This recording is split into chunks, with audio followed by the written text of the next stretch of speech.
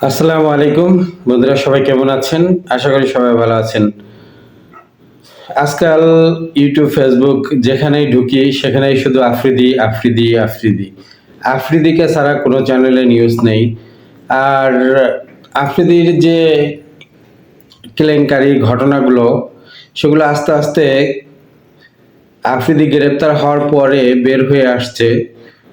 কিভাবে কাকে ঠকাইছে, কার উপর হুমকি ধামকি দিচ্ছে, কাকে মারধর করছে, এগুলো সব এখন একে একে বের হয়ে আসছে। হয়তো তখন কেউ ভয়ে মুখ খুলে নেই। আপনারা ভিডিওটা দেখলে বুঝতে পারবেন যে আইনের কত বড় উপরের লেভেলের লোকের সাথে তার সখ্যতা ছিল।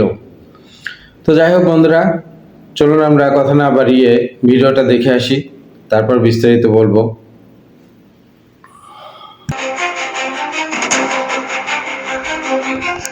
সমালোচিত ইউটিউবার তৌহিদ আফ্রিদি নিজের চটকদার কন্টেন্ট দিয়ে দর্শক শ্রোতাদের মাতিয়ে রাখলেও তিনি যে আসলে অপরাধ জগতের মাফিয়া, একে একে সেই রহস্যই ফাঁস হচ্ছে। বাবার ক্ষমতার পাওয়ার হাউস মাই টিভির নাম ভাঙিয়ে ঢাকা মহানগর ডিবি প্রধান হারুনের সরাসরি শেল্টারে থেকে সাবেক স্বরাষ্ট্রমন্ত্রী আসাদুজ্জামান খান কামাল ও আইনমন্ত্রী আনিসুল হকের ছত্রছায়ায় প্রতারণা, নির্যাতন, নারী কেলেঙ্কারি, ব্ল্যাকমেইল, এমনকি হত্যাকাণ্ডের মতো অপরাধেও জড়িত ছিলেন তিনি।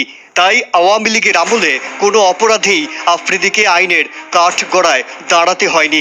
কিন্তু সম্প্রতি হত্যা মামলায় গ্রেপ্তারের পর মুখ খুলতে শুরু করেছেন ভুক্তভোগীরা। পায়ের উপর পা তুলে বসে হচ্ছে একটা বেনসন সিগারেট চাইলো, সিগারেট ধরায় মানে বেধড়ক মারধর স্টার্ট করে আফ্রিদি নিজে। ও এক হাতে সিগারেট খাইতে থাকে আর এক হাতে আমাকে ঠাস ঠাস করে প্রায় 30 থেকে 35টা থাপ্পড় আমাকে মারে। প্রলোভন দেখিয়ে অসংখ্য নারীর সাথে শারীরিক সম্পর্ক গড়েছেন আফ্রিদি এবং এরপর ব্ল্যাকমেইল করতেন। নাম প্রকাশে অনিচ্ছুক এক নারী জানান, অবৈধ সম্পর্কের বিষয়ে যদি মুখ খোলা হয় তাহলে মুনিয়ার মতো তাকেও পৃথিবী থেকে সরিয়ে দেয়া হবে বলে হুমকি দেন তৌহিদ আফ্রিদি। আমার সাথে খুব বাজে ভাবে রিয়াক্ট নেয়, বলে যে একসময় এরকম বলে যে মুনিয়ার যেরকম অবস্থা হয়েছে আমারও ঠিক সেরকম অবস্থা হবে। আফ্রিদি সম্পর্ক গড়েছিলেন বহুল আলোচিত হত্যা করা মুনিয়ার সাথেও। শুধু তাই নয়, ফাঁস হওয়া একাধিক ফোন আলাপ ও ভুক্তভোগীদের সাক্ষ্য প্রমাণ করে মুনিয়া হত্যার পেছনে আফ্রিদি জড়িত।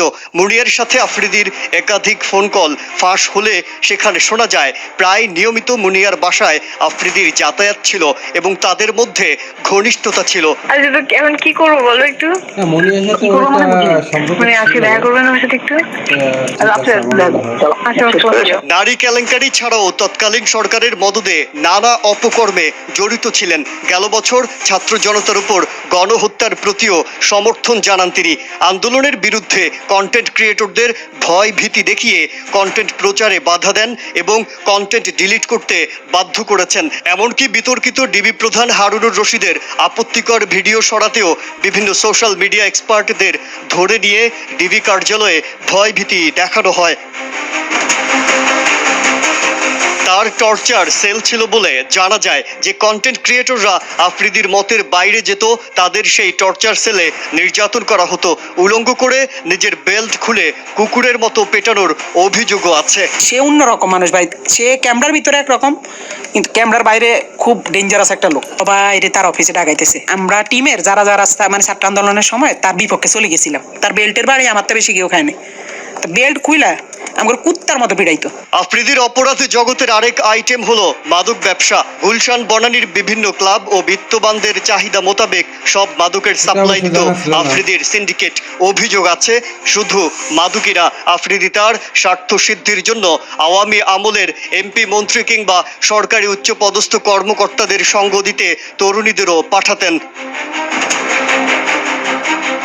গেল বছরের 5 আগস্ট হাসিনা সরকারের পতনের পর একদমই আড়ালে ছিলেন আফ্রিদি। রবিবার রাতে বরিশাল থেকে তৌহিদ আফ্রিদিকে গ্রেপ্তার করে সিআইডি। পরে যাত্রাবাড়ি থানায় বৈষম্য বিরোধী আন্দোলনের একটি হত্যা মামলায় গ্রেপ্তার দেখানো হয় তাকে। এর কিছুদিন আগে রাজধানীর গুলশান থেকে গ্রেপ্তার করা হয় আফ্রিদির বাবা বেসরকারি টিভি চ্যানেল মাই টিভির চেয়ারম্যান নাসিরউদ্দিন সাথীকে।